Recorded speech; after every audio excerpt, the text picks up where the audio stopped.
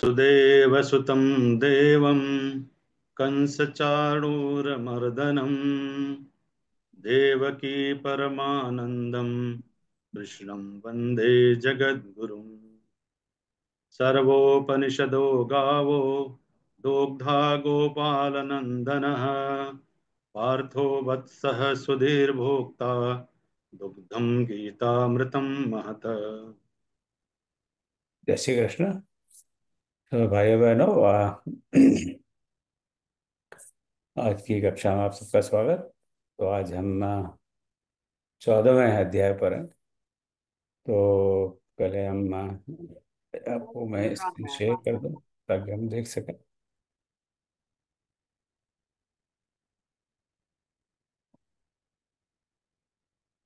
और आप यदि म्यूट पर ना हो तो मेरा निवेदन है कि जरा म्यूट पर हो जाइए। ठीक है, अब आपको स्क्रीन दिख रहा होगा, दिख रहा है ना? जी जी दिख दिख रहा रहा है। ठीक।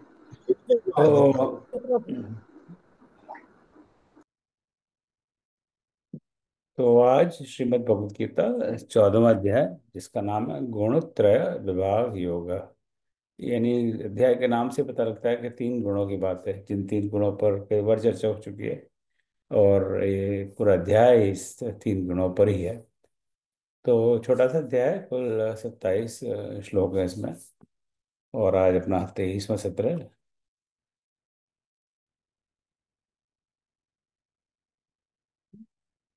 तो आरंभ करते हैं। चलिए, लाल साहब को ही आमंत्रित करते हैं श्लोक का पाठ के लिए। लाल साहब।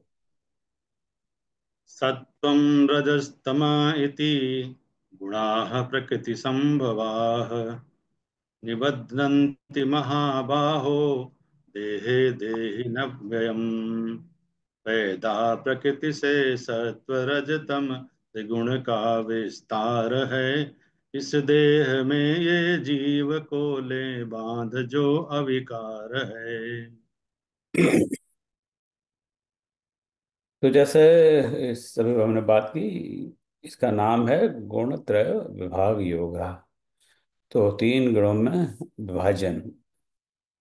तो भगवान, ये हम पांचवें श्लोक से शुरू कर रहे हैं। तो भगवान शुरू करें इस श्लोक से। सो सत्वम रजस्तम इति गुणा प्रकृति संभवा धन्ति महाबाहो देहे देहिनम व्ययम। तो चलो इसको थोड़ा समझ लें। श्लोक आई थिंक अपना आप में एटलीस्ट संस्कृत पदच्छेद की दृष्टि से बहुत मुश्किल नहीं है। अब आप लोग बड़े एक्सपर्ट होंगे इस मामले में। सो प्रकृति संभवा यहाँ एक समास है, समस्त पद संभव और प्रकृति को जोड़कर। फिर बाद में तो देहिनम अव्ययम। तो मैं नहीं समझता यहाँ पर कुछ ज़्यादा एक्सप्लेनेशन की आवश्यकता है। और सभी शब्दों से हम परिचित हैं। सो प्रकृति संभवा, यानी जो प्रकृति से संभव है। सो समथिंग फॉर विच प्रकृति इज द कॉज और द रूट। सो प्रकृति से उत्पन्न गुण हम जानते हैं, देह यानी देह में यानी शरीर में, और देहिनम यानी जीव को। ये शायद शब्द नया हो, मुझे ध्यान नहीं आ रहा। निबध्नन्ति, थोड़ा मुश्किल है पढ़ना। निबध्नन्ति, जो बांधते हैं। ये बद को देख के लगता है कुछ बांधने से कुछ लेना देना है, पर शायद ये कुछ नया शब्द है।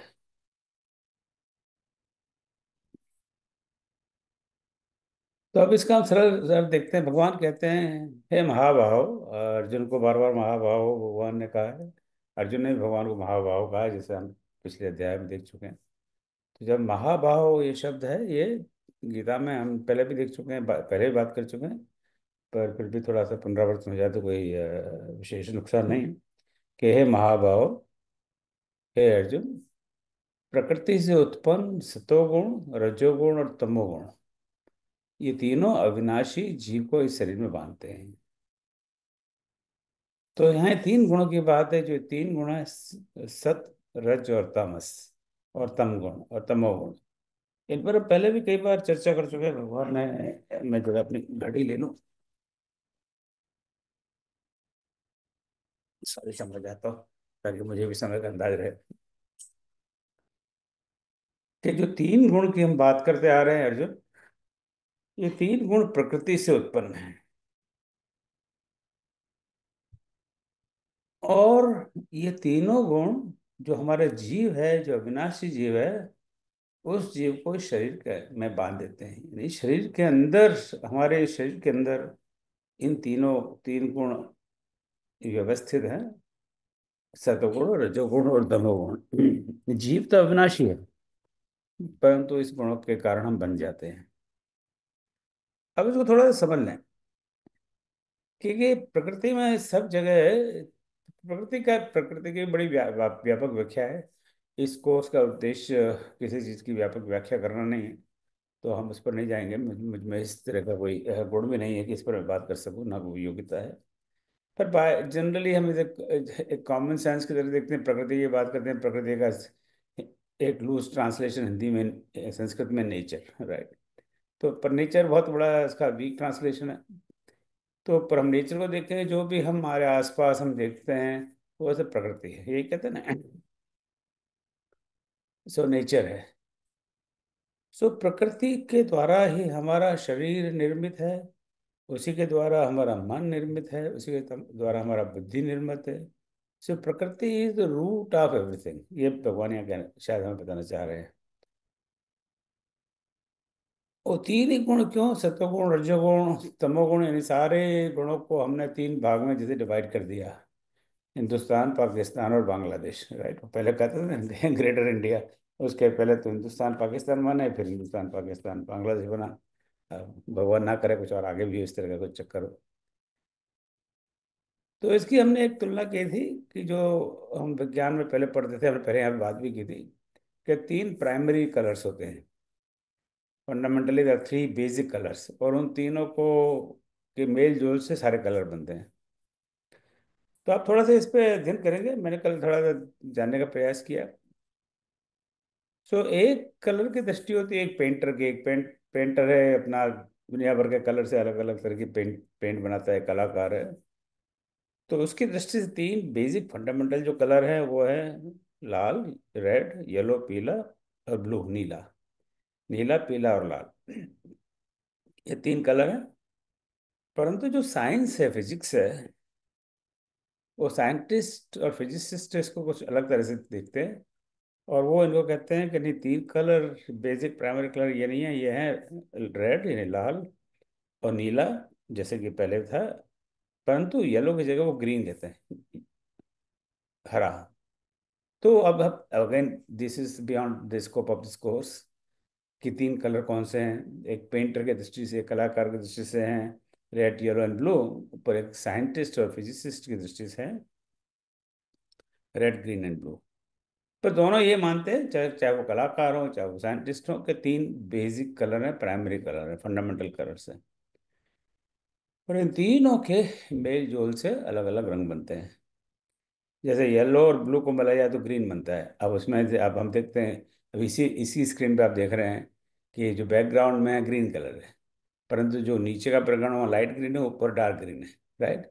तो उसी हिसाब से अगर येलो और ब्लू को मिलाएंगे तो धीमे धीमे ग्रीन होता चला जाएगा, फिर वो बाद में बहुत ज़्यादा ग्रीन। अब पता नहीं इसमें कौन सा डोमिनेंट कलर है, मुझे पता नहीं है, आप एक्सपेरिमेंट करके देखिए। तो इस तरह से ग्रीन के दुनिया भर के शेड बन जाएंगे, यानी लाइट ग्रीन, फिरोजी ग्रीन, या क्या। जब साड़ियों की दुकान दुकान पे जाते हैं ना, तो इतने नए नए नाम हमें सुनने को मिलते हैं कि इस तरह के भी कलर होते हैं। रेड और येलो को मिलाएंगे तो ऑरेंज कलर होता है, अगेन उसके भी दुनिया भर के शेड। सो फंडामेंटल तीन ही रंग है, सतोगुण, रजोगुण और तमोगुण। परंतु जो ये सारी प्रकृति है, जो इन इन इन तीनों गुणों से बनी, यानी ये कोई आवश्यक नहीं है कि we can categorize anything and everything one of these three. You know, हो सकता है कोई बिरला लाखों में एक सतोगुणी हो, सिर्फ 100% सतोगुणी हो, और शायद लाखों में बिरला ही शायद 100% तमोगुणी हो, राइट। अब हम देख लें एग्जाम्पल्स इतिहास में अपने, कंस या रावण, तो उनको भी हम शायद 100% तमोगुणी नहीं कह सकते। कंस भी, रावण भी भगवान शिव के बहुत बड़े भक्त थे, बहुत बड़े ज्ञानी थे। तो अगर हमें कहना पड़े कि 100% तमोगुणी, तो शायद हम कहेंगे ये भी ठीक नहीं है। तो we are some kind of mixture of all this, and this mixture is constantly changing, right? हम देखते हैं कभी वो व्यक्ति होता है किसी समय बहुत बड़ा सात्विक दिखाई देता है, नहीं दिखाई नहीं देता, होता भी है, अच्छे अच्छे काम करता है, सेवा करता है लोगों की, अपना दान देता है, जो सत्व गुण को करना चाहिए वैसे करता है। और वही व्यक्ति 6 महीने बाद कुछ अलग व्यवहार करता है, सुबह कुछ अलग व्यवहार है, शाम को कुछ अलग व्यवहार है। So these things are also constantly dynamically changing. So ये तीनों गुण प्रकृति के गुण हैं, और प्रकृति के संपर्क में आने से हम इनसे प्रभावित होते रहते हैं। एंड वी नो दैट, हम अपना नेचर जानते हैं। कभी हम एकदम बिल्कुल शांत सच्चिदानंद स्वभाव में होते हैं, कभी हम लोभी हो जाते हैं, कभी हम क्रोधित हो जाते हैं, ये सब सब पे लागू होता है। Degree matters, right. कभी हम हमारे अंदर बड़ा दया भाव आ जाता है, कभी एकदम बिल्कुल क्रूर हो जाते हैं। This happens with all of us. तो ये भगवान यहाँ पर बताते हैं। एक दोहा है, मुझे याद नहीं आ रहा, कबीर का, कबीर जी का है, रहीम का, आई डोंट रिमेम्बर। काजल की कोठरी में कैसे हुए सयान हो जाए। तो काजल की कोठरी में कैसा भी सयान आ जाए, फिर भी एक काजल का एक दाग तो लग ही जाता है। तो इस तरह की बहुत सारे दोहे हैं अपने साहित्य के अंदर। तो हम कितने भी सात्विकों पर, मान लो कुछ संगत ऐसी मिल जाए, सब लोग जुआ खेलने बैठ जाए, तो कुछ लोगों का ऐसा मानना है कि जन्माष्टमी के दिन जुआ खेलना चाहिए। वो पता नहीं वो कहाँ से आइडिया ले आए, जन्माष्टमी के दिन जुआ अवश्य खेलेंगे, वो समझते हैं जो अच्छी बात है जन्माष्टमी के दिन, वो कोई एक मतलब ritual you have to do. I don't know what is logic of it. तो आपने कभी जुआ नहीं खेला, वो पता ही नहीं आ कि पत्ते को कैसे पकड़ते हैं। पर 10 लोगों के बीच में बैठते हैं, बैठ बैठ बैठ बैठ बैठ बैठ बैठ, चल चल, बोले मैंने कभी खेला नहीं, नहीं नहीं, अच्छा सिखा दें तुझे। तो आदमी बैठ जाता है। सो वो सात्विक नेचर का है, परंतु वो उस समय जो उसकी संगत है, उसके इन्फ्लुएंस में देखिए वो ऐसे काम करने लग जाता है जो वो करना नहीं चाहता है। तो ये हमेशा काजल की कोठरी में जाने के बाद में वो काजल की एक लीक उसके ऊपर लगी जाती है। सो ये फंडामेंटल कॉन्सेप्ट है इस चैप्टर का, और इसी पर आधारित तीनों बाकी के सब श्लोक हैं। इस श्लोक को मैंने काफ़ी समय ले लिया, तो बाकी श्लोक पे इतना समय नहीं लूंगा। पर अगर ये हमारे समझ में आ जाए, तो मेरे ख्याल से ये चैप्टर, ये अध्याय बड़ा सरल अध्याय, समझने के लिए बड़ा सरल अध्याय, जीवन में अपनाने के लिए तो आपको जानते ही हैं ये सब चीज़ें इतनी सरल नहीं है, फिर भी हमें प्रयास तो करना चाहिए। चलिए आगे दूसरा श्लोक सुनते हैं लाल साहब से। तत्र सत्त्वं निर्मलत्वात् प्रकाशकम् अनामयम् सुखसंगेन बंधनाति ज्ञान संगेन चानघ अविकार सतगुण है प्रकाशक क्योंकि निर्मल आप है यह बांध लेता जीव को सुख ज्ञान से निष्पाप है। तो भगवान ने 3 गुणों का उल्लेख किया है यहाँ पर। अब उन 3 गुणों पर एक एक गुण के बारे में थोड़ा सा हमें समझेंगे, ये 3 गुण क्या है। तो यहाँ पर सतगुण की बात है, तो चूंकि मैंने पहले श्लोक काफी समय लिया, तो थोड़ा तेजी से चलता हूँ। हे अनघ, अनघ यानी ये कई बार भगवान अर्जुन के लिए प्रयोग कर चुके हैं। अनघ यानी ना, अनघ जो पापी नहीं है, निष्पाप है, निष्पाप, तत्र सत्वम निर्मलत्वात् प्रकाश का मनामय है, सुख संगेन च ज्ञान संगेन, फिर बदनाते वो शब्द आ गया। तो यहाँ पर कोई शब्द मैं समझता हूँ नया नहीं है। एक ये शायद होता है अनामयम। अनामयम मतलब विकार रहित, दोष रहित। सो जिसमें कोई दोष ना हो, कोई निर्मल हो बिल्कुल, और किसी चीज से, किसी बुरी चीज से उसका कोई अटैचमेंट ना हो, संग ना हो, उस तरह का। सो उसका हम अर्थ देख लेते हैं। हे निष्पाप अर्जुन, इन तीनों गुणों में सत्वगुण निर्मल होने के कारण अनामयम प्रकाश देता है और विकार रहित है। सो जो सत्वगुण है, जो सबसे टॉप क्वालिटी का गुण है ये कह लें हम, वो निर्मल है, उसमें कोई विकार नहीं है, कोई दोष नहीं है, और इसलिए वो प्रकाश देता है, यानी इट इल्यूमिनेट्स, हमें रास्ता दिखाता है। तो ये तो बहुत अच्छी बात है, हमें सबको सत्वगुण होना चाहिए। पर फिर भी भगवान थोड़ा सा हमें अलर्ट कर देते हैं, किंतु वह सुख और ज्ञान के संबंध से, अर्थात उनके अभिमान से बांधता है। तो यहाँ पे थोड़ा सा कॉन्ट्रडिक्शन हमें लग रहा है, विरोधाभास। एक तरफ तो आप कह रहे हैं भगवान के सतोगुण निर्मल होने के कारण आप प्रकाश देता है, विकार रहते तो अच्छी बात है, पर कहते हैं उसका भी हमें अभिमान हो सकता है। इसके एक दो एग्जाम्पल में देता हूँ जो हम देखते हैं। अभिमान किस तरह से होता है? जैसे आप बरसों से एकादशी का व्रत कर रहे हैं, बहुत लोग एकादशी का व्रत करते हैं, मैं तो नहीं करता, मैं कोई व्रत नहीं करता। इसका मतलब ये नहीं कि मैं व्रत में नहीं मानता, मैं बस बिल्कुल तामसी शरीर का हूँ, हमने से कोई व्रत व्रत होता नहीं है। आप एकादशी का व्रत करते आ रहे हैं पिछले 15 20 25 30 साल से, तो सारे मोहल्ले में, सारे रिश्तेदार में, सारे गांव में CNN NBC NDTV सबको पता है कि आप व्रत कर रहे हैं एकादशी का। सबको कैसे पता है? क्योंकि you are very proud of it, और I would say you are very proudly of it. आप सबको बताना चाहते हैं, जिताना चाहते हैं कि देखो मैं हर एकादशी को व्रत कर रही हूँ और मेरे 30 साल हो गए व्रत करते करते। वाह! भगवान उससे हमें सावधान करना चाहते हैं। एकादशी का व्रत करना क्या काम है? एक सतोगुणी काम है। व्रत करते हैं भगवान, अब व्रत क्यों करते हैं वो अपने आप में बहुत बड़ा अलग विषय है, मेरी अपनी अपनी फिलोसफी है। जैसे फलाहार करते हैं उस दिन, कई कई त्योहार पे, अब जन्माष्टमी आई, हम फलाहार करते हैं। फलाहार की मेरी अपनी व्याख्या है, पर वो एक एक डिफरेंट चैप्टर। बट नॉनदलेस, एक व्रत करना, एकादशी का व्रत करना, अमावस्या का व्रत करना, पूर्णिमा का व्रत करना, सोमवार का करना, हर हर अपने अपने मान्यता के हिसाब से लोग व्रत करते हैं। वो अच्छी बात है, सत्वगुणी बात है, किंतु उससे हमें अभिमान हो जाता है कई बार। मैं हर महीने 1100 रुपये का चंदा इस गौशाला को देता हूँ। हर महीने मेरा बंधा हुआ है, हर महीने ऑटोमेटिकली मैंने बैंक से लिंक किया हुआ है, हर महीने 1100 रुपये गौशाला हो जाते हैं। पर वो बात पड़ोसियों को पता है, why should they never know? अपने यहाँ एक कहावत है, नेकी कर नदी में डाल। यानी नेकी करो और नदी में डाल दो, या फिर बाएं हाथ दाएं हाथ दान दे, पर बाएं हाथ को नहीं पता होना चाहिए कि आपने दान दे दिया, और आपको आपके इवन ये तो बात ऐसी है कि पति दान दे, पत्नी को भी नहीं पता होना चाहिए। हालांकि इसमें भी विरोधाभास है, या पति दान दे पत्नी को, वाइस वर्सा। तो it is such A private affair. किंतु हम तो दान देते हैं और हम चाहते हैं कि तुरंत ही वो टेलीविजन पे उसका न्यूज़ आया, क्या आज उसने 11 लाख रुपए का दान दिया। वाह वाह वाह वाह! सो उसका हमें अभिमान हो जाता है। सो ये भगवान हमें यहाँ बताना चाहते हैं, सद्गुणी बनो, किंतु रिस्क ये है कि हमें अभिमान हो जाता है। इस तरह का अभिमान, मैं बहुत सुखी हूँ, मैं बहुत ज्ञानी हूँ, मैं बहुत दानी हूँ, मैं बहुत मैंने वेदों का बहुत अध्ययन किया है, मैं भगवान का बहुत बड़ा भक्त हूँ। इसका बहुत अभिमान है, हम लोगों को बहुत अभिमान है।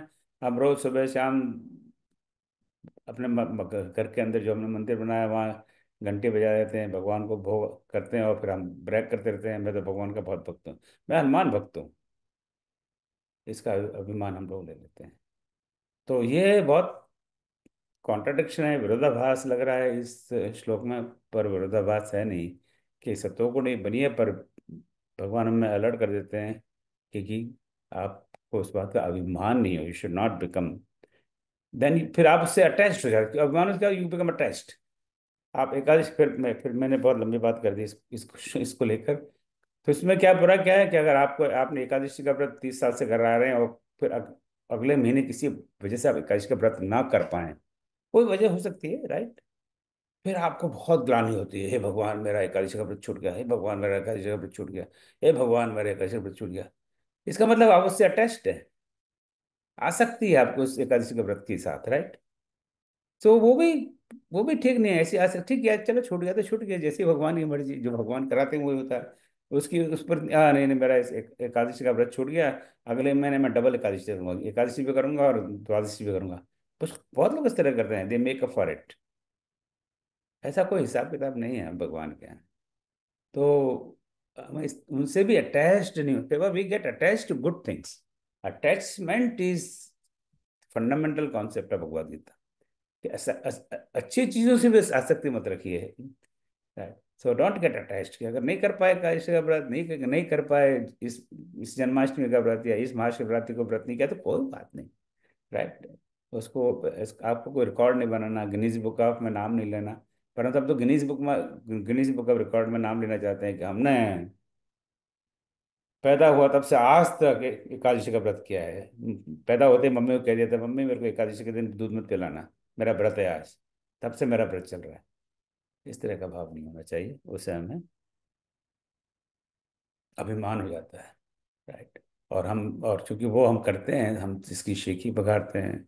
अब मैं बहुत सारे लोगों को जानता हूँ, जैसे मैं गुजरात में रहता था, तो अहमदाबाद से, बड़ौदा से बहुत लोग नियमित रूप से हर महीने गोवर्धन की परिक्रमा करने जाते थे। तब उस समय, अभी भी जाते होंगे, हर महीने उनका नियम है।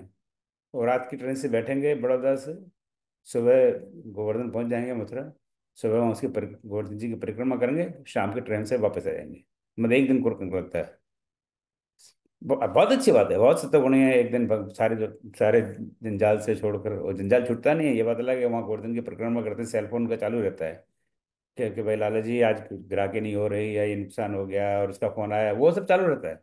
वो जंजाल छूटता नहीं, ये नहीं कि वो सेलफोन भी घर पे छोड़ जाए। वो सेलफोन हम घर पे कभी नहीं छोड़ते। एक दिन ट्राई करके देखिए, एक दिन सेलफोन का बंद कर दीजिए, एक दिन 24 आवर्स में सेलफोन में नहीं देखूंगा, नहीं ये समझूंगा बात है ही नहीं। देखिए कि हमें, हमसे सेलफोन नहीं छूटता, हमारा इतना अटैचमेंट हो गया सेलफोन का। मैं अपने भी ले कह रहा हूँ, आप लोगों के लिए कह रहा हूँ। मैं तो जब सेलफोन नहीं दिखाया जाता तो ऐसा लगता है कि पता नहीं क्या चले। पत्नी नहीं दिखाई देता तो कोई बात नहीं, पर सेलफोन तो होना चाहिए। तो भगवान इस बात से हमें बिल्कुल अलर्ट कर रहे हैं। चलिए अब आगे के श्लोक में रजोरागात्मकं विद्धि तृष्णासङ्गं समुद्भवम् तन्निबन्धनाति कौन्तेय कर्मसङ्गेन देहिनम् जानो रजो गुण रागमय उत्पन्न तृष्णा संग से वह बांध लेता जीव को कौन्तेय कर्म प्रसंग से। आज मैंने थोड़ा कुछ ज़्यादा समय ले लिया इन श्लोक पे, तो अब मैं थोड़ा सा तेजी से चलूंगा, तो let me skip all this. यहाँ पे कोई ऐसा शब्द नहीं है जो हमें नहीं आता हो। सो अब भगवान सत्वगुण के बारे में बताने के बाद में आज हमें रजोगुण की बात कर रहे हैं। सत्वगुण, रजोगुण, तमोगुण, ये हायरार्की है। सो है अर्जुन, राग रूपी रागात्मकम रजोगुण की उत्पत्ति कामनाओं से होती है, और इस कारण देहधारी जीवात्मा सकाम कर्मों के साथ बंध जाता है। तो जो रजोगुण है वो सेकंड लेवल, सेकंड क्वालिटी का गुण है। और वो हमारी कामनाओं पे, अगेन मेजर टॉपिक है भगवत गीता, कि हम कामनाओं के से हम रजोगुण में प्रवेश कर जाते हैं। कामनाओं पे हम बहुत बात कर चुके हैं, भगवान हमें बहुत कुछ बता चुके हैं। कामना है जब, अब मेरे पास ये छोटा सा 2 बेडरूम वाला फ्लैट है, तो उसको 3 बेडरूम वाला कैसा बने, 3 बेडरूम वाला बंगला कैसे बने, फिर बड़ा बंगला कैसा बने, फिर अब अंबानी का जो महल है उस तरह का महल कैसा बने। We have this desires very, या पोजीशन है, आप इनकम टैक्स इंस्पेक्टर हो, अब सुपरिटेंडेंट कैसे बनो, फिर इनकम टैक्स कमिश्नर कैसे, असिस्टेंट कमिश्नर कैसे बनो, कमिश्नर कैसे बनो, वो हमारी कामना। तो रजोगुण की उत्पत्ति इन कामना से होती है, और से फिर हम उन कामनाओं के अचीवमेंट के लिए, प्राप्त उनको सफल करने के लिए, हमारा जो देह है, हमारा शरीर है, वो सकाम कर्मों के साथ बन जाता है। तो कामनाओं से अटैच होने का अर्थ ये है कि हम सकाम, निष्काम कर्म नहीं, सकाम कर्म के साथ जाते हैं।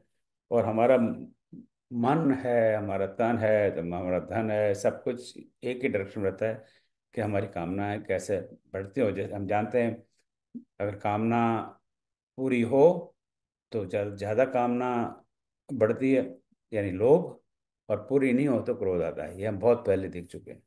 जो कामना है वो क्रोध, हम काम क्रोध लोभ, ये 3 वाइसेस की हमेशा बात करते हैं। बट रूट इज काम। कामना पूरी होने से लोभ बढ़ता है, और कामना पूरी ना होती तो क्रोध बढ़ता है। फिर हमें क्रोध आता है, मुझे प्रमोशन क्यों नहीं मिला, मेरे कलीग को मिल गया है, राइट। तो ये सारी कामनाओं से रजोगुण बढ़ता है। अब चलो मेरे ख्याल से wanted to save some time, so let's just see to the next श्लोक।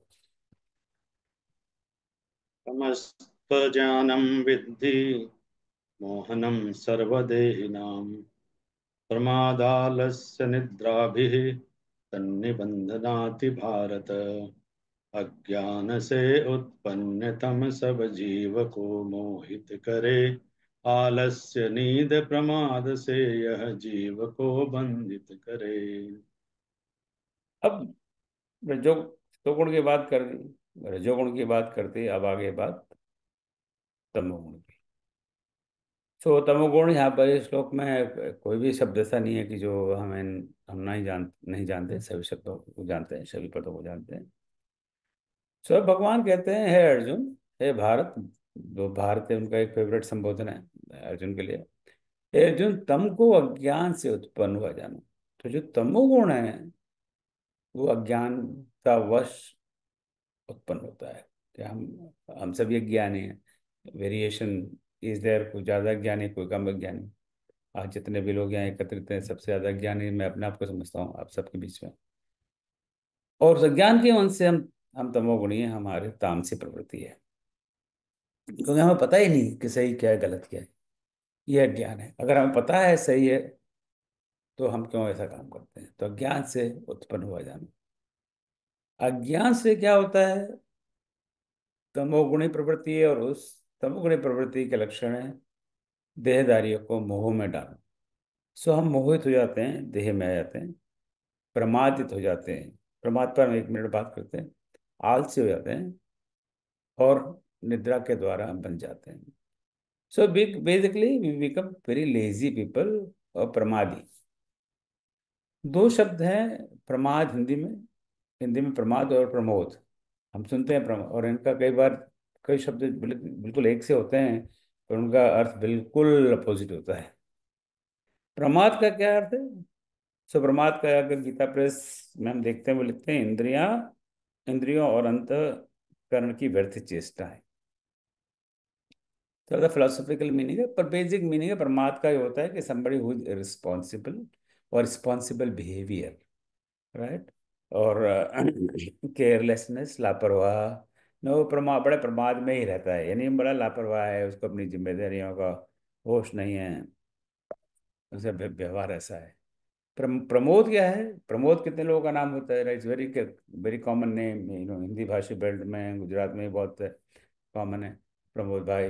प्रमोद यानी ब्लिसफुल, प्रसन्न, सुख, उस तरह की प्रवृत्ति वाला, हर्ष उल्लास। तो प्रमोद एक बहुत पॉजिटिव वर्ड है, और प्रमाद एक नेगेटिव शब्द है। चलो हिंदी हिंदी व्याकरण में थोड़ी बात हो, but sometimes there are two very similar words and we don't, or sometimes we use these words without knowing what we are using. तो भगवान यह कहते हैं कि जो ये अज्ञान से उत्पन्न हुआ तमोगुण है, उससे हम मोह में पड़ जाते हैं, उससे हम प्रमादित हो जाते हैं, हमें प्रमाद हो जाता है, हम केयरलेस, लापरवाह हो जाते हैं। लापरवाह होने का मतलब क्या है? हमारी जो जिम्मेदारी है उस जिम्मेदारी को हम निभा पाते हैं। जिम्मेदारी है परिवार के प्रति, कम्युनिटी है, अड़ोसी पड़ोसी के प्रति, अपने देश के प्रति और विश्व के प्रति। हमारी सबकी जिम्मेदारियां हैं, उनको हम ध्यान नहीं देते, और हम आलसी और निद्रा, यानी just concept of laziness, we are very lazy people, यहाँ पर मत हो जाते हैं।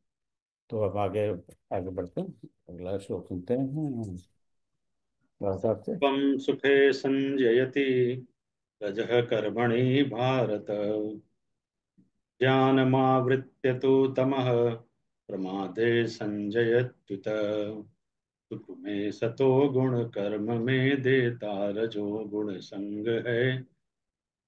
टक कर तमो गुण, ज्ञान को देता प्रमाद प्रसंग है। तो इस श्लोक में जो अब तक हमें बताया भगवान ने पिछले 3 श्लोकों में कि सतोगुण क्या है, रजोगुण क्या है, तमोगुण क्या है, उसका एक सारांश एक श्लोक में उन्होंने दे दिया। तो वो कहते हैं, अर्जुन, सतोगुण सुख में बांधता है। सतोगुण अच्छी बात है, और वी बिकम हैप्पी, राइट। पर बन जाते हैं उस हैप्पीनेस में, राइट। ये भी इंटरेस्टिंग बात है, हम बन जाते हैं। रजोगुण हमें कर्म में बांधता है, सुख में नहीं बांधता, कर्म में बांधता है। हम कर्म करते हैं, वो सकाम कर्म है, निष्काम कर्म नहीं है सब। तो हम कर्म में बनते हैं, हम ज़्यादा मेहनत करते हैं कि भाई और हमें तरक्की मिले, और पैसा मिले, और हमारी हायर पोजीशन मिले। हम और हमको हमारा आश्रम जो अभी जो सिर्फ 5 स्क्वायर किलोमीटर में, वो 50 स्क्वायर, हमारे सबकी बात नहीं करना चाहिए। हिंदुस्तान में तो बहुत साधु संत हैं जिनके बड़े बड़े आश्रम हैं, और वो चाहते हैं अगले साल उससे बड़ा बनना चाहिए, और पब्लिकली वो कहते हैं हमें हमारा आश्रम इतना है पर अगले साल और हम इसमें 5,000 स्क्वायर फीट और 50,000 स्क्वायर फीट हम जोड़ने वाले हैं, उसके लिए हमें 10 करोड़ चाहिए चाहिए, चंदा दीजिए। मेरा बहुत से साधु संतों इस तरह का अनुभव है। तो वो भी कर्म में बंधे हुए हैं, और तमोगुण ज्ञान को ढककर मनुष्य को परमात्मा मानता है। तो जो तीनों श्लोक हम देख चुके हैं उसका एसेंशियली ये एक समरी है। तो हम अगला श्लोक और सुन लेते हैं लाल साहब से। यदा सत्त्वे प्रवृद्धे तु प्रलयं याति देहभृत् तदोत्तम विदाम लोकान अमलान प्रतिपद्यते।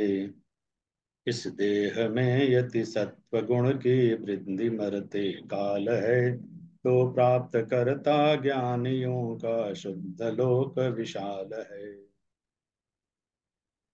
अब भगवान कहते हैं कि इन तीनों गुणों से होता क्या। तो पहले सत्वगुण की बात करते हैं, अब समय बचाने के लिए फिर मैं अनवय वगैरह पर बात नहीं करता। आई थिंक शब्दों को हम जानते हैं। अबलान, निर्मल, अमल। अमल मतलब अमल, यानी जहाँ मल ना हो, यानी दोष ना हो। और प्रलय तो हम जानते हैं, बाकी I think we know all other words. तो भगवान सत्व गुण की अवस्था में जो व्यक्ति मृत्यु प्राप्त करता है, तो उसे श्रेष्ठ व्यक्तियों के निर्मल लोकों की प्राप्ति होती है। So what happens if we die in this situation. हम सत्वगुणी अवस्था में अच्छे काम करते हुए, निष्काम काम करते हुए, राइट, समाज का भला करते हुए उस अवस्था में मृत्यु पर प्राप्त करते हैं, वो अच्छी बात है। आई थिंक बहुत कम लोग इस तरह कर पाते हैं। तो क्या होता है उन, वो व्यक्ति पहले तो कहते, वो भगवान कहते वो तो श्रेष्ठ हैं, राइट। उन श्रेष्ठ व्यक्तियों को निर्मल लोगों की प्राप्त होती है। सो दे गो टू दोज, उन लोगों में जहाँ पर निर्मल हैं, पवित्र हैं। उनका मोक्ष नहीं हो रहा, उनको निर्मल लोक की प्राप्त होती है।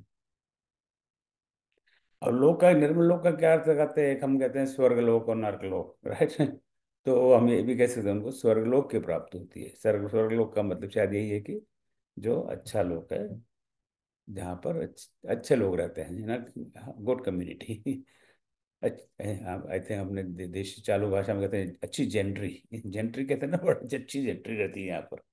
वो जेंट्री शब्द को मैं आज तक नहीं समझ पाया क्या होता है वो। तो निर्मल लोग ही प्राप्त होती है। अब उसके एक दो उदाहरण देखते हैं। एक एक्सट्रीम एग्जाम्पल है महाराज युधिष्ठिर। आप सबको पता है महाभारत की युद्ध के बाद में अ, भाइयों को वो जो नरसंहार हुआ अच्छा नहीं लगा। इवेंचुअली वो अपने बच्चों को राज्य दे के पांचों भाई और महारानी द्रौपदी निकल जाते हैं हिमालय की तरफ कि भाई हम तो अब जस्ट संन्यास लेके यहाँ से अब अपना हिमालय की तरफ चलते हैं और वहीं रहेंगे, शरीर त्याग कर देंगे। यानी पूरी लंबी कथा है। और युधिष्ठिर महाराज, चूंकि उन्होंने बड़ा ही सत्वगुणी जीवन जिया, राइट। युधिष्ठिर महाराज पर एक, आई डू नॉट नो कि हमारे साहित्य में कोई पुस्तक है कि नहीं, पर अगर नहीं हो तो आप में से कई लोग साहित्यकार हैं, युधिष्ठिर महाराज पर एक पुस्तक लिखने की अवश्य आवश्यकता है। और ऐसा माना जाता है महाभारत के कथा के अनुसार कि युधिष्ठिर महाराज जीते जी सशरीर स्वर्ग को जाते हैं, राइट। सो वो अच्छे लोग, निर्मल लोग, उनको that's ultimate example I think, कि वो सशरीर जाने वाले व्यक्तियों में शायद एक ही हो हमारे स्क्रिप्चर्स में, और हो तो बस मुझे इसका ज्ञान नहीं है। तो सशरीर स्वर्ग लोक में जाते हैं, निर्मल लोक की उनको प्राप्ति होती है। तो जो ज्ञानी हैं, महर्षि हैं, भक्तगण हैं, वे लोग स्वर्ग लोक को प्राप्त करते हैं, क्योंकि वहाँ निर्मलता है। यानी वहाँ रजोगुण और तमोगुण का अभाव है। वो रजोगुण और तमोगुण से वो मुक्त है। फिर बाकी लोगों का क्या होता है? अब चलो इसको भी सुन लेते हैं। आशा जी, आप हैं? जी, हम हैं। जी आशा जी, प्लीज। रजसि प्रलयं गत्वा कर्मसङ्गिषु जायते, तथा प्रलीनस्तमसि मूढयेणुषु जायते। रजवृद्धि में मर देह कर्मासक्त पुरुषों में धरे, जड़योनियों में जन्मता यदि जन तमो गुण में मरे। तो अब सत्वगुण तो क्या होता वो तो बता दिया, पर हम तो सतोगुणी है नहीं, हमारा क्या होगा ये भगवान, हम ये जानना चाहते हैं। तो भगवान कितने बताता हूँ, शांति रख। तो इस श्लोक में प्रलय न, यानी प्रलय होने से इसका कोई संबंध है, और प्रलय होता है तो सब कुछ नष्ट हो जाता है, तो प्रलय न यानी मरने पर। सब भगवान कहते हैं कि अच्छा तुम तो सतोगुण हो नहीं, तो तुम्हारा क्या होगा। वो है ना, शोले में एक डायलॉग, तेरा क्या होगा कालिया। तो यहाँ भगवान हमें बताते हैं भाई तुम कालिया, तेरा क्या होने वाला है। अगर तुम रजोगुणी हो, रजोगुणी अवस्था में मृत्यु प्राप्त करने वाले मनुष्य सकाम कर्मियों के बीच में जन्म लेते हैं। क्योंकि आपका जीवन इसी में गया है कि मेरा मकान, मेरे बच्चे, मेरी पोजीशन, मेरा पावर, मैं तो सिर्फ डिप्टी प्राइम मिनिस्टर बन के रह गया, अगले जन्म में मेरे को, मैं डेफिनेटली प्राइम मिनिस्टर बनना चाहता हूँ। राइट। तो मैं तो सिर्फ इंडिया का ही प्राइम मिनिस्टर बनना, मैं तो सारे विश्व का प्राइम मिनिस्टर बनना चाह रहा था, ये नहीं हो पाया। तो जो कामना के साथ जो मनुष्य रहता है, ऐसा व्यक्ति मृत्यु प्राप्त करने वाला के बाद, प्राप्त होने के बाद वो सकाम कर्मियों के बीच में जन्म लेते हैं। और जो थर्ड कैटेगरी के लोग हैं तमोगुणी अवस्था में, उनका तो क्या हाल होगा, हम सोच ही सकते हैं कि ऐसे व्यक्ति मूढ़ योनिषु जाए, तो ये लोग मूढ़ योनि में, यानी निम्न योनि में, पशु योनि में, इस तरह की योनि में जन्म लेते हैं। तो श्लोक 14 और 15, दो श्लोक हमें बताते हैं हमें किस तरह का जीवन जीना चाहिए। 14 श्लोक बता रहे मृत्यु तो हम सबकी होनी है, इसमें I don't think there can be any debate. कोई कितना भी महामूर्ख हो, कितना भी अज्ञानी हो, वो भी इस बात को तो स्वीकार करेगा कि यार एक न एक दिन तो मरना ही है। राइट। आई इतनी इतनी बुद्धि तो सब में है, परंतु उसके बाद में क्या होगा इसमें मतभेद हो सकता है। तो यहाँ भगवान हम बताते हैं अगर तुम्हें पशु योनि में जन्म जन्म लेना है, निम्न कोटि में जन्म लेना है, मच्छर कीड़ा करकट बनना है, तो ठीक है, आप आराम से करो जो काम करते आ रहे हो, तमोगुणी। पर अगर थोड़ा बहुत ढंग का जन्म लेना है तो कम से कम सकाम काम करो, पर और हायर क्वालिटी करना है तो सतोगुणी काम करो, ताकि तुम्हें स्वर्ग लोक मिले, उच्च लोक मिले। अगला श्लोक सुनते हैं। सत्त्वात् संजायते ज्ञानं रजसो लोभ एव च प्रमादमोहौ तपसो भवतो ज्ञानमेव च उत्पन्न सतसे ज्ञान रजसे नित्य लोभ प्रधान है मोह और प्रमाद तम गुण से सदा तो ज्ञान है। तो इन्हीं बात पर आगे भगवान हमें बस समझा रहे हैं, कोई एक भी शब्द नया नहीं है अर्थ। सतोगुण से ज्ञान, रजोगुण से लोभ, और तमोगुण से प्रमाद, मोह और अज्ञान उत्पन्न होते हैं। ये बातें हम पिछले श्लोक में जान चुके हैं, इसलिए अब इस पर हम आगे विस्तार से अब चर्चा, आज अभी इस श्लोक पर चर्चा कि मैं समझता हूँ आवश्यकता नहीं है। तो अगला श्लोक सुन लेते हैं। गुणानेतानतीत्यत्रीन् देहि देह समुद्भवान् जन्म मृत्यु जरा दुःखैः विमुक्तो मृतमश्नुते।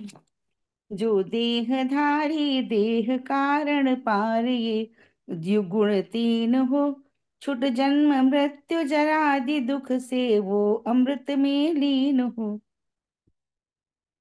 भगवान तीनों बात बता गए, सतोगुण से ये होगा, आप स्वर्ग लोक चले जाएंगे, अच्छे लोक में चले जाएंगे। रजोगुण से ये होगा, तमोगुण से ये होगा। तो अर्जुन तो बहुत स्मार्ट है, बोले ये तो सब ठीक है, पर इसका मैं तो आपको प्राप्त होना चाहता हूँ, मैं तो मोक्ष प्राप्त करना चाहता हूँ, मुझे तो ये झंझट ही नहीं चाहिए, मुझे स्वर्गलोक में जाके क्या करना है। तो भगवान इसका भी सोल्यूशन हमें बताते हैं। अब वो सोल्यूशन, सबसे ज्यादा इंपॉर्टेंट सोल्यूशन ये है, अतीत लांघ कर, और लेट्स से देह समुद्रवान, इस तरह के ये शब्द को हम देख चुके हैं पहले, तो आई थिंक मेरे ख्याल से सारे शब्द हम संपरिचित हैं। अब भगवान कहते हैं कि संभव हो तीनों गुणों में तुम सतोगुणी बनो, वो भी संभव नहीं हो तो रजोगुणी बनो, नहीं तो फिर जो जो है सो है ही। पर यहाँ भगवान कहते हैं कि इन तीनों गुणों को छोड़ दो, be above all these three. जो मनुष्य इन तीनों गुणों को लांग लेता है, सो इट इज, पहले हुआ करता था ना थर्ड क्लास पास, ये मुझे अच्छी तरह पता है, मेरा हमेशा थर्ड क्लास आता था। थर्ड क्लास, कौन सा क्लास आया? Third class. उसके बाद में सेकंड क्लास, फिर फर्स्ट क्लास, फिर उसके बाद में भी एक क्लास हुआ करता था, डिस्टिंक्शन। डिस्टिंक्शन आया इस लड़के का। अब आजकल तो इन सबका कोई मीनिंग नहीं आया, तो हर हर हर बच्चे के 90% से ज़्यादा आते हैं। तो जब हम लोग पढ़ते थे, जब किसी का डिस्टिंक्शन आता तो हम उसकी तरफ देखा करते थे कि भगवान, ये कैसा है, कितना स्मार्ट लड़का है, इसे डिस्टिंक्शन है। हम तो डिस्टिंक्शन शब्द लिख भी नहीं सकते कि कैसे लिखते हैं इसको, डिस्टिंक्शन। तो भगवान यहाँ हमें फॉर्मूला बता चुके हैं, थर्ड क्लास, सेकंड क्लास और फर्स्ट क्लास की, वो हम देख चुके हैं। ये अब डिस्टिंक्शन क्लास है, राइट। सो डिस्टिंक्शन क्लास में भगवान कहते हैं डिस्टिंक्शन क्लास में जाना है तो इन तीनों क्लास को छोड़ दो, थर्ड क्लास को, सेकंड क्लास को, फर्स्ट क्लास को, इन तीनों गुणों को लांग दो। तब वह जन्म, मृत्यु और बुढ़ापे के दुखों से मुक्त होकर अमृतत्व को प्राप्त होता है। अमृतम अश्नुते। अमृतत्व मतलब भगवान, अमृत क्या है? भगवान स्वयं अमृत। अगर हमको भगवान को प्राप्त करना है, मोक्ष को प्राप्त करना है, तो हमें we have to go beyond these three. No, no third class, no second class, no first class, distinction, right. तो हमें डिस्टिंक्शन तक प्राप्त होगा। इसके भी कई हमारे पास एग्जाम्पल्स हैं, मैं घड़ी की तरफ देख लूँ। रामायण में हम देखते हैं महाराज दशरथ की जब मृत्यु हुई, महाराज दशरथ ने बड़ा सात्विक जीवन जिया है, पर उनको एक सबसे बड़ा अटैचमेंट राम से था, अपने पुत्र से था। और जब राम वन को चले गए, तो वो उस दुख को झेल नहीं पाए, उनकी मृत्यु हो गई। वो स्वर्गलोक नहीं गए, राव गए सुरधाम। वो स्वर्गलोक गए, उनको मोक्ष प्राप्त नहीं हुआ। राव गए सुरधाम। राम राम कहे, राम कहे, राम राम कहे, राम। भगवान ने तब महाराज दशरथ ने अपने शरीर को त्याग कर दिया, और वो सुरधाम यानी जो जहाँ सुर लोग रहते हैं, यानी स्वर्ग लोक में वो गए, उनको मोक्ष की प्राप्ति नहीं हुई। तो उनका जीवन एक सतोगुणी जीवन था, और वो उनको बस एक राम राम राम राम राम में उनका, एक मेरा पुत्र राम, मेरा एक पुत्र राम, उससे वो स्वर्गलोक में गए, उनको मोक्ष की प्राप्ति नहीं हुई। जब भगवान राम युद्ध में रावण को मार देते हैं, तब उनको कॉन्ग्रेचुलेशंस देने के लिए वो स्वर्गलोक से नीचे आते हैं राम के पास। एक पिता दशरथ आते हैं पुत्र के पास, तो राम उनके चरण स्पर्श करते हैं, पिता मेरे पधारे हैं, और बातचीत करते हैं। तब उनको, दशरथ को, तब वो ज्ञान हृदय में आता है कि अरे, जिनको और जिसको मैं अपना बेटा समझता था, पुत्र समझता था, वो तो स्वयं भगवान है। जो भेद बुद्धि जिसको कहते हैं, जो मैं भेद मैंने कर रखा था, उससे वो मुक्त हो जाते हैं, और तब उन्हें भगवान के स्वरूप का ज्ञान हो जाता है। तो जब वो वापस जाते हैं, उस समय राम उनके चरण स्पर्श नहीं करते, उस समय वे राम के चरण स्पर्श करते हैं, कि उनको अब पता लग गया कि ये तो कोई मनुष्य नहीं है, ये तो स्वयं भगवान है।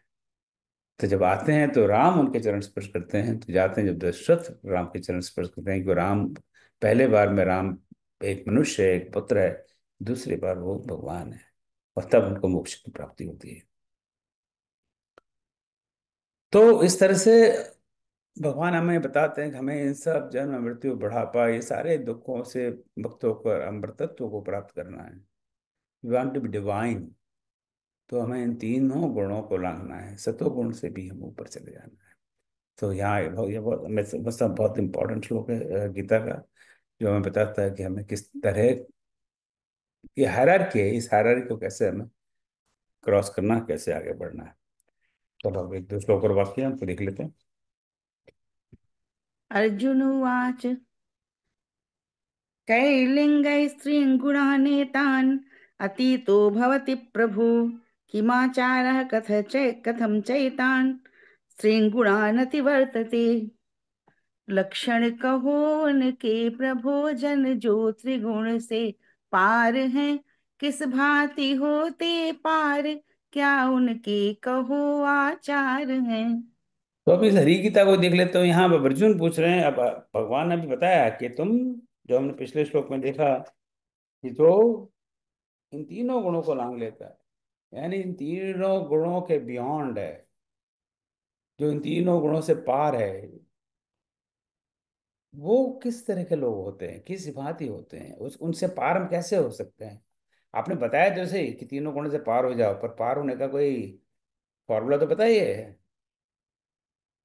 उसका तरीका तो बताइए। What is the prescription? क्या उनके कहो आचार हैं, वो क्या करते हैं, what are they, who are those people, उनके लक्षण क्या हैं।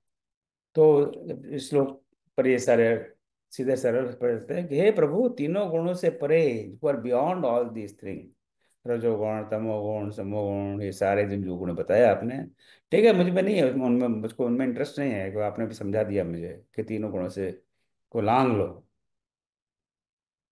तो ऐसे मनुष्य कोई है इधर उधर, मैं उनको कैसे पहचानूं? इन तीनों गुण से परे मनुष्य को किन किन लक्षणों से जाना जा सकता है? क्या उनके सर पर सींग होते हैं? क्या उनका क्या लक्षण है? वो क्या भगवा को वस्त्र पहनते हैं या धोती पहनते हैं? क्या उनका लक्षण है? उनका आचरण किस प्रकार का होता है? वो किस तरह से बिहेव करते हैं?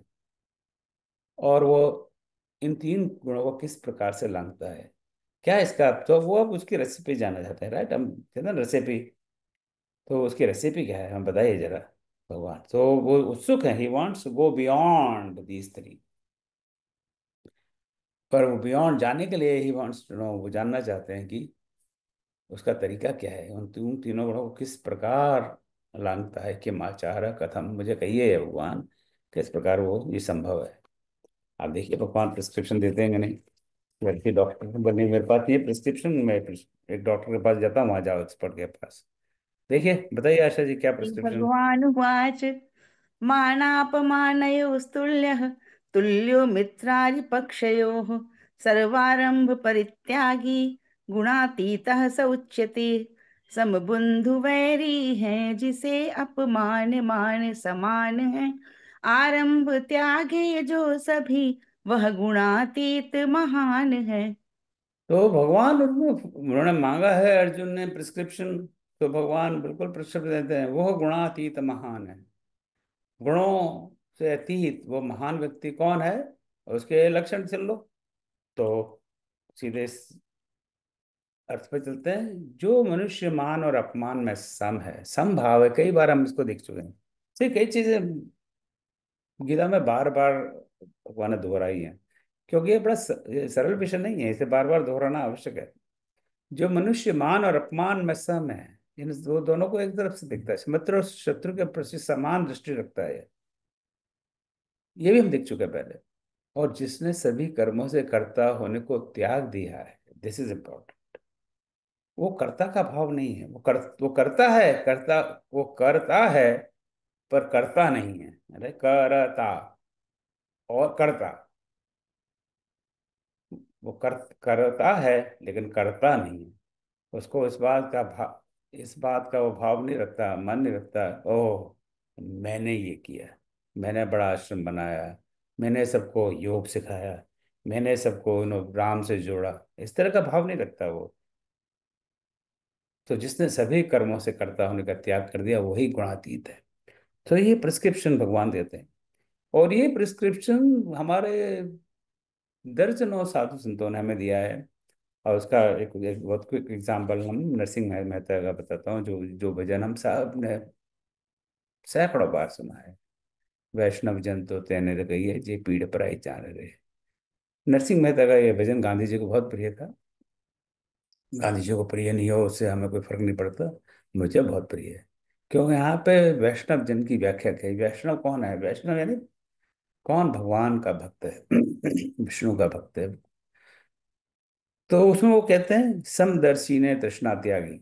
जो समदर्शी है, जो यहाँ भगवान यहाँ कहते हैं मान अपमान तुल्य से तुल्य, जो मान और अपमान को बराबर समझता है, मित्र और रिपु को बराबर समझता है, समदृष्टि रखता है।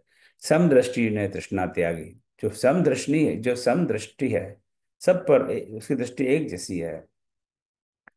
तृष्णा त्यागी, तृष्णा का जिसने त्याग कर दिया, यानी आसक्ति का त्याग कर दिया, कामनाओं का त्याग कर दिया, यानी जिसमें करता हूं। देखिए, सिर्फ सिर्फ चार, समदर्शी ने तृष्णा त्यागी, सिर्फ 3 शब्दों में नरसिंह मेहता ने वो बात कह दी जिसके लिए भगवान को एक पूरा श्लोक लिखना पड़ा। राइट। इससे हमारे साधु संतों ने बड़ी गहरी गहरी बातें बड़े बड़े सरल सरल शब्दों में कही हुई है। ये बात अलग है, हम इस भजन को गाते हैं, सुनते हैं, आनंद लेते हैं, पर हम जीवन में नहीं अपनाते। सो समदर्शी ने तृष्णा त्यागी है। फिर आगे भी कहते हैं वो नरसिंह मेहता, पर दुख उपकार करे तो मन अभिमान ना आने रे। कि लोगों पर वो उपकार करता है, पर दुख है, लोगों को मदद करता है, किंतु उसका अभिमान नहीं करता, कर्ता होने का भाव नहीं रखता वो। कर्ता होने का भाव होने से तुरंत हमें अभिमान आ जाता है, मैंने ये किया, मैंने तुझे पढ़ा लिखा के बड़ा किया। हम अपने बच्चों को कहते हैं, राइट, मैंने इतना परिश्रम किया और तेरे को पढ़ा लिखा के इतना बड़ा बनाया और आज तो ऐसा बिहेव करता है। कि हमारे अंदर वो कर्ता होने का अभिमान है। सो पर दुख के उपकार करे तो मनोभिमान ना आने रहे, यानी जो अकर्ता का भाव है, जो निष्काम कर्म का भाव है, थोड़े से शब्दों में नरसिंह मेहता हमें बता गए। चलिए एक और अंतिम श्लोक आप सुन लेते हैं। मां चयो व्यभिचारेण भक्ति योगेन सेवते सगुणान् समतीत्येतान् ब्रह्म भूयाय कल्पते। जो शुद्ध निश्चल भक्ति से भजता मुझे है नित्य ही, तीनों गुणों से पार होकर ब्रह्म को पाता वही। तो ये फाइनली फॉर्मूला भगवान की है कि जो अनन्य भक्ति के साथ मेरी उपासना करता है, ये बात भगवान पहले भी कई बार कह चुके हैं। अनन्य भक्ति वह इन गुणों से अतीत होकर ब्रह्म पद की अवस्था प्राप्त करने में समर्थ हो जाता है। सो यहाँ पर शब्द है यो, यह अव्यभिचारेण। सो व्यभिचारेण यानी व्यभिचार तो हम नॉर्मली हम व्यभिचार यानी कुछ गलत बात, व्यभिचारी है, right? अव्यभिचारी। सो बिना किसी व्यभिचारिक भाव के, यानी बिना किसी करप्टेड आइडियाज के, बिना किसी नेगेटिव थॉट के, तो मतलब पूरे पॉजिटिव थॉट के साथ, यानी पूरे अनन्य भाव से, बिना without being corrupted by anything, जो अनन्य भाव से मेरी उपासना कर रहे हैं, भक्ति योग न सेवत, वही इन गुणों से अतीत होकर, यानी गुणातीत होकर, इन गुणों के पार, इन गुणों को लांघ सकता है, अतीत होकर ब्रह्म पद की अवस्था प्राप्त करने में समर्थ हो जाता है। तो अल्टीमेट फॉर्मूला भगवान की है, अगर तुम गुणातीत होना चाहते हो। गुणातीत क्यों होना चाहते हो? क्योंकि हम वो first class, second class, third class में नहीं ट्रैवल करना चाहते, हम तो फर्स्ट एसी में ट्रैवल करना चाहते हैं। अभी रेलवे में भी तो बहुत सारे क्लास है ना, सेकंड क्लास, सेकंड एसी, फिर first AC without reservation, third AC. तो हमें वो सब नहीं चाहिए, मतलब फर्स्ट एसी में ट्रैवल करना, फर्स्ट क्लास एसी। तो उसके लिए वो करना है, तुम्हें फर्स्ट एसी में ट्रैवल करना है, डिस्टिंक्शन क्लास लाना है। तो उसके लिए बड़ा सरल हिसाब है, सरल सरल रेसिपी है, अनन्य भक्ति के साथ मेरी उपासना। तो हम भगवान की अनन्य भक्ति के साथ उपासना करें तो हम सभी इन गुणों से अतीत होकर, दूर होकर, लांघ कर भगवान को प्राप्त कर सकते हैं। सो बहुत बहुत धन्यवाद भाई और बहनों। हमने आई थिंक इसके 27 श्लोक में से 12 श्लोक पर आज चर्चा की। बाकी तो सब हमें पढ़ना ही है, और इसी पर जो अगली क्विज पोस्ट होगी, पर हम क्विज इसकी बाद में बात करेंगे। अब इसके सारांश के लिए हम आदरणीय राजरानी दीदी जी को आमंत्रित करते हैं, इस पर इसका सारांश हम बताएंगे। जय श्री कृष्ण दीदी जी, आपका स्वागत है। जय श्री कृष्ण। प्रणाम मंत्र के साथ प्रारंभ करती हूँ। कृष्णाय वासुदेवाय हरये परमात्मने प्रणत क्लेश नाशाय गोविंदाय नमो नमः। वैसे तो इतनी सुंदर अभी व्याख्या हुई है, लेकिन दोबारा कहने से हमारे मन में पुष्टि हो जाएगी, इसलिए मैं इसका सारांश को विनम्रता से प्रस्तुत करती हूँ। गीता के 14वें अध्याय में भगवान कृष्ण ने सृष्टि के मूल आधार तीनों गुणों को, सत्व, रजस और तमस का विस्तृत वर्णन किया है। भगवान कहते हैं तीनों गुणों के विषय में विस्तार से जानने से हमें लौकिक, पारलौकिक प्रकृति और पुरुष का भेद पता चलता है। यह ज्ञान उत्तम है क्योंकि संसार से विच्छेद कराता है, इसलिए हमें तीनों गुणों को समझना है। क्योंकि परमात्मा की प्राप्ति कराने वाला, और पर जो शब्द है वो परमात्मा की प्राप्ति कराने वाला है। भगवान कहते हैं सत्वरज तम, ये तीनों गुण हमारी सभी भौतिक और मानसिक क्रियाओं का कारण है और मनुष्य के स्वभाव, कर्म एवं जीवन के परिणामों को निर्धारित करते हैं। तीनों गुणों की परिभाषा करते हुए भी भगवान स्पष्ट करते हैं कि सत्वगुण शुद्धता, ज्ञान, स्पष्टता और संतुलन का प्रतीक है। सत्वगुण वाला व्यक्ति शांत, समर्पित होता है और सत्य की खोज में रहता है। रजस गुण वाला व्यक्ति क्रिया, उत्साह और काम वासना से पीड़ित रहता है। राजसी स्वभाव वाले व्यक्ति में अधीरता, इच्छा लिप्तता देखने को मिलती है, जिससे उसके मन में असंतोष और भ्रम बना रहता है। तमस गुण वाले व्यक्ति में अज्ञान, आलस्य, अवसाद और अंधकार रहता है। ये व्यक्ति निष्क्रिय, भ्रमित और मानसिक रूप से अव्यवस्थित रहते हैं। प्रमाद माने मानसिक अव्यवस्था। सत्व, रजतम, ये तीनों ही गुण देही को यानी व्यक्ति को बांधने वाले हैं। भगवान कहते हैं सत्वगुण निर्विकार और गुणातीत है, होने के बहुत समीप है। यदि हमारे सत्वगुण है तो हम निर्विकार हो सकते हैं और गुणातीत भी, किंतु संग यानी आसक्ति के कारण वह विकारी हो जाता है यानी मनुष्य। क्योंकि संग या आसक्ति रजोगुणी है और रजोगुण से तृष्णा और आसक्ति पैदा होती है। तमोगुण अज्ञान से पैदा होता है। गीता में भगवान क्रिया को रजोगुण मानते हैं। एक और फिर से भगवान क्रिया को सात्विक भी कहते हैं। उसमें अंतर यह है कि दोष क्रिया में नहीं है बल्कि राग या आसक्ति में है। अगर राग पूर्वक किए जाएंगे कर्म, वो हमें बांधते हैं। एक और बात है कि ये तीनों गुण मनुष्य में सदैव घटते बढ़ते रहते हैं। सतोगुण रजोगुण को दबाकर तमोगुण बढ़ता है और अंतःकरण में प्रमाद, आलस्य, मूढ़ता आदि वृत्तियां उत्पन्न होती रहती हैं। इसी तरह रजोगुण के बढ़ने पर प्रकाश और ज्ञान कम हो जाते हैं और मनुष्य योग की तरफ नहीं बढ़ पाता है। विशेष बात यह है कि रजोगुण व तमोगुण की अपेक्षा सतोगुणी व्यक्ति सूक्ष्म होती है। सत्वगुण से ज्ञान प्रकट होता है और बढ़ते बढ़ते तत्व बोध तक व्यक्ति को ले जाता है। भगवान ने एक ट्रिक भी बताई है, बड़ी महत्वपूर्ण युक्ति है। 10 चीजें हैं। शास्त्र, जल यानी खान पान, प्रजा, संग यानी आसक्ति, स्थान, कर्म, ध्यान, मंत्र और संस्कार। ये 10 वस्तुएं यदि सात्विक हों तो सतोगुण की, राजसी हों तो रजोगुण की और तामसी हों तो तमोगुण की वृद्धि होती है। लेकिन मनुष्य इन गुणों से ऊपर उठकर गुणातीत अवस्था को भी प्राप्त कर सकता है।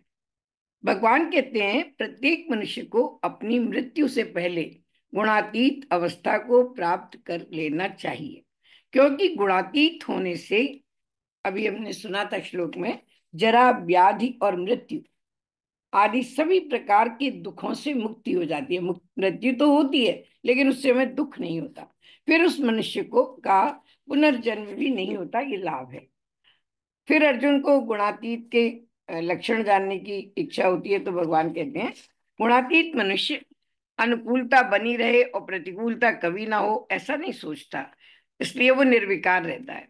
विशेष बात यह है कि वृत्तियों का संबंध प्रकृति के साथ है और हमारा संबंध परमात्मा के साथ है। इसलिए गुणातीत मनुष्य निंदा स्तुति में सदा सम बना रहता है, वृत्तियों को जीतने की प्रयास करता है निरंतर, और शुभाशुभ कर्मों के परित्याग करने वाला धैर्यवान बनने की चेष्टा करता है। भगवान ये भी कहते हैं कि सगुण की उपासना करने वाला उपासक निस्त्रैगुण्य हो जाता है, क्योंकि भगवान त्रिगुणातीत हैं। सगुण की उपासना पर बल दिया है, पहले भी अध्याय में दिया है। भगवान त्रिगुणातीत हैं। भगवान की ओर चलने से स्वतः और सुगमता से गुणातीत हो सकते हैं। गीता में भगवान ने अपने लिए फिर से मानस की बात याद आ रही है कि सन्मुख होत जीव मुझ भी जन्म कोट जन्म अघनासत तभी, भगवान कहते हैं जैसे ही मेरी ओर भगवान मनुष्य आना शुरू करता है, करोड़ों जन्मों के पाप नष्ट होना शुरू हो जाते हैं। उनकी ओर सन्मुख होना है, भगवान की ओर। और गीता में भगवान ने अपने लिए ब्रह्म शब्द का भी प्रयोग किया है। अंतिम से एक श्लोक पहले ही हमने अभी देखा। और ब्रह्म श्री कृष्ण की एक विभूति है। भगवान सार की बात कहते हैं, मेरा ही अधिष्ठान अविनाशी अमृत है, और इसी अविनाशी अमृत की प्राप्ति निस्त्रैगुण्य होकर की जा सकती है।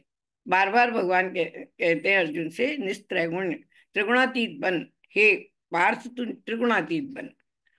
सत्व रजतम तीनों गुणों को विभाग पूर्वक वर्णन करने के कारण इन तीनों गुणों से परे होकर इनका संबंध छूटने पर परमात्मा के साथ नित्य योग का अनुभव हो जाता है। और विभाग पूर्वक इनका वर्णन किया है, इसलिए इस अध्याय का नाम गुण त्रय विभाग योग है। और निश्चित रूप से हमें, अगर हम इन सब उपदेशों का ध्यान करें, तो एक न दिन परमात्मा की प्राप्ति ना भी हो, मैं बहुत बड़ा मानी ये बात है, लेकिन उसके समीप हम बढ़ सकते हैं और सत्व गुण को बढ़ा सकते हैं। इस अवसर को देने के लिए मैं आप सबका धन्यवाद करती हूँ और प्रणाम करती बहुत बहुत बहुत बहुत सुंदर बढ़िया। दीदी, बहुत सुंदर। बहुत ही बहुत अच्छा बढ़िया दीदी, बहुत राजरानी बढ़िया। जी। बहुत बहुत सुंदर बढ़िया दीदी, दीदी। बहुत बढ़िया, बहुत बहुत सुंदर, और आनंद जी को बहुत सुंदर, बहुत अच्छा, सार बहुत गर्भित, बहुत एकदम बहुत अच्छा। बहुत जी। बहुत बहुत धन्यवाद दीदी, बहुत सुंदर। अब एक दो अनाउंसमेंट्स। तो आज हुआ अध्याय 14। तो अब तो बहुत काम हो गया हमारा, हाथी निकल गया पूछ रहे थे, ऐसे कुछ कहावत है। तो अध्याय 15, 16, 17 और 18। तो very nice, thank you so much. आप सब लोग इतना अभी तक टिके हुए हैं मैदान में, तो बड़ी अच्छी बात है। तो आपने इतना बढ़िया काम किया टिके हुए मैदान में, तो अगले सप्ताह में आपको छुट्टी दे रहा हूँ। अगले सप्ताह कोई क्लास नहीं है ना, बच्चों को लॉलीपॉप दी जाती है ना।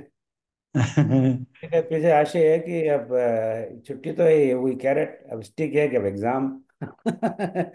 तो अध्याय 11, 12, 13 और 14 पर अपना जो mid semester mid term exam अगले सप्ताह हम पोस्ट करेंगे। अभी एग्जाम तैयार नहीं है तो मैं पेपर लीक भी नहीं कर सकता। नहीं, तैयार तो लीक भी कर सकते हैं भाई, चलो थोड़ा अंडर द टेबल कुछ हिसाब किताब हो जाए। पेपर अभी रेडी नहीं। सो अगले अच्छी बात। आज गुरुवार है, यानी मैं भी रविवार से सोमवार तक हम एग्जाम पोस्ट कर देंगे। तो ताकि हम लोग इन 4 अध्याय का अच्छे से अध्ययन कर सकें, इसलिए we will not have class next week. तो अभी जो आज जो अध्याय हुआ, अध्याय 14 का जो क्विज, आज संभवतः आज नहीं तो कल वी विल पोस्ट इट। और रविवार या सोमवार तक हम एग्जाम पोस्ट कर देंगे, ताकि आप लोग एग्जाम पर के लिए अध्ययन कर सकें। अध्ययन करके एग्जाम सबमिट करिए। 4 अध्याय हैं, छोटे छोटे अध्याय। आपको पता है, जो जो ऑनलाइन प्रोग्राम के 5 वर्ष के समापन के उस समय हम विविध कार्यक्रम करेंगे, उसमें गीता पारायण पाठ भी है। उसमें से उसका कार्यक्रम पूरा बन चुका है। जो 30 मित्र गीता का पारण करेंगे, उसके लिए एक व्हाट्सएप ग्रुप बना है। और आपको सिर्फ कंफर्म करना है कि हाँ मैं आऊँगा या आऊँगी। आई थिंक मेरे ख्याल से 30 में से करीब 24 लोग कंफर्म ऑलरेडी कर चुके हैं। 5-6 लोग बाकी हैं। तो अगर आपने कंफर्म किया तो आप बस छोटा सा मैसेज डाल दें, कंफर्म कर दें। तो उनके अगले सप्ताह किसी दिन हम मीटिंग रखेंगे, ताकि वी अंडरस्टैंड कि एग्जैक्टली क्या करना है। इसी तरह खंड रामायण पाठ में भी सबके अलग अलग ग्रुप बने हुए हैं। और जैसे जैसे आवश्यकता होगी उसी हिसाब से एक्टिविटीज़ के ग्रुप बनते जाएंगे। और सब इसमें आप सक्रिय भाग लें, ताकि सब निर्विघ्न काम हो। अब आज के डॉक्टर रामेश्वर जी को आमंत्रित करूँ शांति मंत्र के लिए। इसके पहले आपका कोई प्रश्न मेरे लिए? जी, मैं पूछना चाह रही थी, कल तो कोई मीटिंग नहीं है ना? मुझे खुद को ध्यान नहीं है इस समय, अगर होगी तो आप है कोई, आप बताएं। पहले सोचा था सात कोई तारीख मीटिंग, की मुझे याद नहीं आ रहा। 7 तारीख की पहले सोचा, लिखा तो था, मैसेज तो डाला लिखा था। गीता पारण के लिए था, किस लिए था, आप मुझे याद दिलाइए, मुझे ध्यान नहीं आ रहा। हाँ, 7 तारीख का डाला था, ये ध्यान है बस कि तो क्या लेट मी गीता जस्ट। पारायण का ही डाला था। हाँ, गीता तो गीता पारायण का ही पारण मेरे डाला। ख्याल से अभी थोड़ा सा जल्दी है, गीता पारण पे अगले सप्ताह मीटिंग करेंगे। तो ठीक। आपके ग्रुप ग्रुप बन रहे हैं, तो उसके लिए थोड़ा सा हम वेट हाँ, कर लेते हैं। मतलब कल कोई नहीं है ना, कल कोई मीटिंग नहीं है। अभी फिलहाल मुझे मुझे ध्यान नहीं आ रहा। आई थिंक मुझे ध्यान है कि उस 7 तारीख का सोचा था उसके लिए। जी जी, इसी। I think tomorrow is probably too early to have Gita पारण। हाँ ओके। शिवानी, बता बता। कल कोई ओके मीटिंग नहीं है, ठीक। 7 तारीख को मीटिंग नहीं है। हाँ शिवानी। मैं ये पूछना चाह रही थी कि जो गीता पारायण का पाठ है वो तो संस्कृत के श्लोक ही पढ़े जाएंगे, हाँ हाँ ठीक है ना? बिल्कुल। आप म्यूट हो गए, आप म्यूट हो गए शिवानी।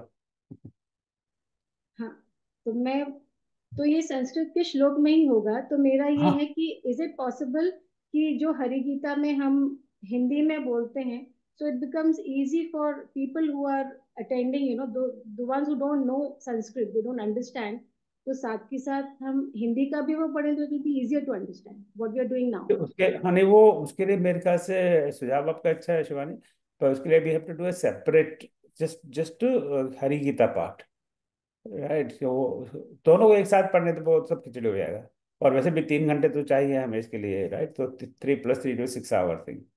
सो it's a good suggestion, maybe ये इस बार तो हम सिर्फ ये गीता पारण संस्कृत का उसके पारण करते हैं। तो I think some point in time in future हम लोग इस तरह का एक हरि गीता का पाठ करते हैं। How is that, right. तो हाँ हाँ, तो मैं भी थोड़ा भाग लेने का कोई प्रयास हिम्मत कर सकूंगा। यहाँ तो हमारी हिम्मत नहीं होती है। तो, तो आपने मेरे मन की बात कह दी। तो हरि हरि गीता का हम पारायण करेंगे मेरे ख्याल से इसको। अब तो जो जो अपना 15 दिन का प्रोग्राम है उसमें भी स्लॉट को खाली नहीं है। उसके बाद में maybe some time in April we might do that, late April early May. Yeah, right. So that's a good suggestion. But we will have to do two separate. दोनों एक साथ तो करना है। It just time wise is just too long, like 6-7 hours. So yeah, thank you for the suggestion. और नहीं other, in fact मैं बताऊँ आपका अनुभव, यहाँ पे पहली बार किसी ने कहा कि चलो हम लोग गीता पारण का पाठ करेंगे, तो यहाँ पर एक, यहाँ से कुछ 1.25 घंटे दूर एक बीच है यहाँ पे, वो गल्फ ऑफ मैक्सिको है ना। हालांकि हमारे ट्रम्प जी ने उनका नाम बदल के गल्फ ऑफ अमेरिका कर दिया। तो वहाँ उसके किनारे पार्क पार्क में यहाँ चलेंगे वहाँ पर। तो हम तो ये समझ के बैठे थे संस्कृत का पाठ है, हम जाके सुनेंगे हमें क्या पाठ करना आएगा।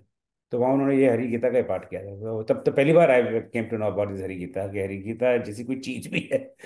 सो it was quite quite fun. तो उसमें पहले आई थिंक 9 अध्याय तक उसका पाठ किया। फिर वो अपना चाय नाश्ता वगैरह चला। चाय नाश्ता के बिना हम कुछ काम नहीं करते। भजन भोजन में, भजन में भोजन में बहुत आवश्यकता है। फिर चाय नाश्ता वास्ता किया, बीच में ब्रेक ले गया। तो पाठ किया 1-1.5 घंटा, चाय नाश्ता किया 2-3 घंटे। उसके बाद में फिर पाठ किया, उसके बाद में फिर खाना लंच।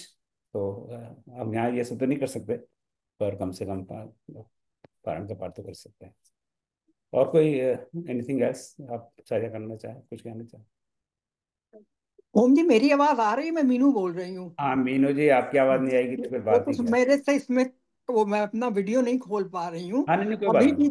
हाँ, वो पिछले उसकी क्विज का क्वेश्चन 8 मुझे अभी भी नहीं समझ में आया। नॉर्मली मैं गलती करती हूँ तो मुझे पता चल जाता है, उसका आंसर मुझे अभी भी नहीं आ रहा। हाँ नहीं, आप पूछिए, राजरानी जी और आशा जी ये बनाती है, ये उत्तर देंगी। वो कौन सा हाँ, प्रश्न है बताइए। हाँ जो योग के जो उन्होंने क्या बताए हैं, यस, क्या चीज?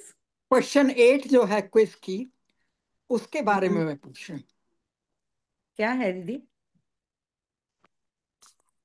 वो मैं याद कि योग के आप उन्होंने। मेरे से अलग से पूछ लीजिएगा, नंबर है मेरा इसमें। अच्छा ठीक है, मैं आपसे अलग हमसे से या पूछ। दीदी से पूछ लीजिएगा। ठीक है, ठीक है, थैंक यू, थैंक यू। चलिए, थैंक यू वेरी मच, बहुत बहुत धन्यवाद। और अब मैं डॉक्टर कामेश्वर जी को शांति प्रक्रिया। जी। ओम सर्वेषां स्वस्तिर्भवतु, सर्वेषां शान्तिर्भवतु, सर्वेषां पूर्णं भवतु, सर्वेषां मङ्गलं भवतु। ॐ सर्वे भवन्तु सुखिनः, सर्वे सन्तु निरामयाः, सर्वे भद्राणि पश्यन्तु मा कश्चित् दुःखभाग् भवेत्। ॐ असतो मा सद्गमय तमसो मा ज्योतिर्गमय मृत्योर्मामृतं गमय। ॐ शान्तिः शान्तिः शान्तिः। जय श्री कृष्ण।